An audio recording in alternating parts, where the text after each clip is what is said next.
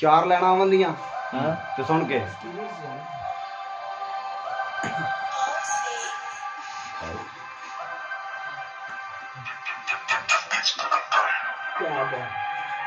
ओ जिन्ना मर्जी डेग लवो उठू बार बार कुड़े मैं बंदा मेहनत खोखरिया मैं कित्थों मनदा हार कुड़े मैं तां अपनी लिमिट च चलदा एवें खांदे खार कुड़े मैं किवें उन्हां दी समझ ते आ जा समझो ही मैं बाहर कुड़े अपने रोने आप नबेड़ा ना कवां किस तीजे नू ना अकल ना शक्कर रखाने तां भी छेड़ जीजे नू मैनू कोई नहीं भार किसे दा मैं की लैना साफका तो मैं तां करना शुकर खुदा दा छुट के जान मुनाफका तो खूना उत्ते कुछ नहीं हुंदा सीधा वजो लाइक ते जे किसी ने लाना मुकाबला या जो फिर माइक दे होए हाय हाय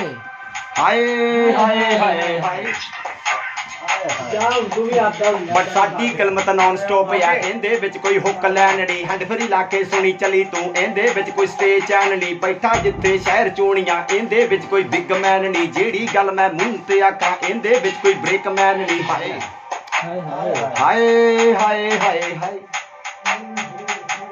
शक्ल तो मेरा माड़ा रंग शक्ल ते काका जाना नहीं तीरू सतादो सिखिया इस महफल विच वखाना बई मन्ना तेरी कलाकारी जे सामने मेरे गाना बई बीट तू रख लै 200 ते मैं उंदे उत्ते जाना बई लाहौर पशूर उकाड़ा देख लै जुत्ती उत्ते टकाया है कलाकारी नू गावां कहंदे इत्थे केड़ा आया है साडी गल तू लिख के लै जा जिथे जाके गावेगा पर मिडल क्लास ने बंदे जिन्ना विच तू कदम टकावेगा रन्ना उत्ते करे नहीं आपां वेली निगाह टका के रखी बैलियां दी हर महफल काका जुतियां उत्ते ला के रखी और जिंदगी दे विच नशा मैं कीता नशे दे विच मैं चूर हो गया शहर तां मेरा शहर चोणियां पिछों दिला कसूर हो गया मैनू काका बड़े ने परदे सब दी रेंज तो दूर हो गया हाय हाय हाय हाय हाय